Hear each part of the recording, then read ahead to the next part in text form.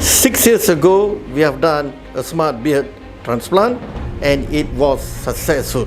And today, we have a patient who requested for a similar design with the smart FUE technique. Actually, I always wanted to have a full beard during I was young. I called for appointments, the consultant, and then now here I am.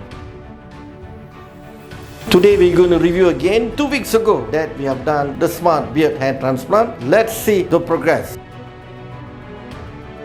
This is the 2 weeks progress. We can see the micro scab in the phytrum already shed off. Around here, the Y shape and the upper part of the beard also have been shed off, leaving behind the shaft. Here is the soft look, and above here randomly placed graft. Below here, the jawline we increase density. We can see all the shaft in the right angle, right direction and right orientation. Coming up here is the jawline, and going up here is the sideburn. So today is the second week after I do the transplant, and the result is very exciting, to be frank. I met my 20th year friend and he didn't even realize I did the transplant.